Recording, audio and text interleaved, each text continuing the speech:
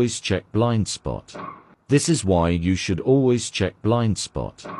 A classic dashcam clip that consistently does the internet rounds. To everybody who can think critically and view it objectively, it is obvious the driver of the parked car is responsible for the impact. However, before we get into the liability, if you enjoy these liability reviews, do make sure to drop a follow. So there's a vehicle parked up at the side of the road. They open their door into the path of an established and correctly proceeding vehicle, which causes damage to both vehicles. In a moment, I'll address what most people get wrong when viewing this clip, but first I'll explain the reason why the parked car driver is at fault for those that don't understand. When you're getting out of a parked car, you're supposed to check that it is safe and clear to be able to open the door. You're supposed to check your door mirror and do an over-the-shoulder check to ensure that your blind spot is clear and no vehicles are approaching. More recently, it was added to the highway code that you should exit a vehicle using the Dutch reach manoeuvre, which is turning your body to open the door with your opposing hand. So if you're getting out of the driver's seat, you should swing your body around, use the left hand on the door handle whilst also doing the over-the-shoulder check to ensure that no vehicles are approaching in your blind spot. Ultimately, the door was opened into the path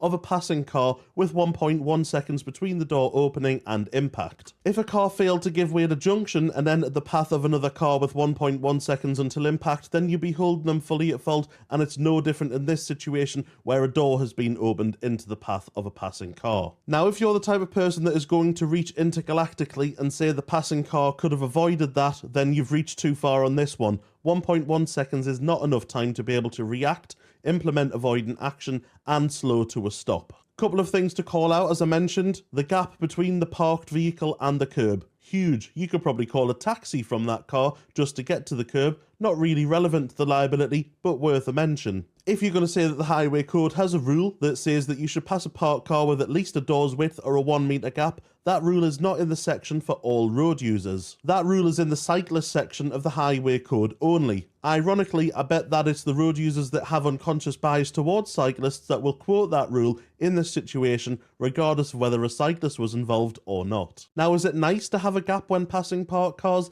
Absolutely, and you should move out a bit if you can. However, this is the UK and not many of our roads can fit that kind of situation. And if you didn't pass parked cars quite closely, then you'd probably get nowhere with your day.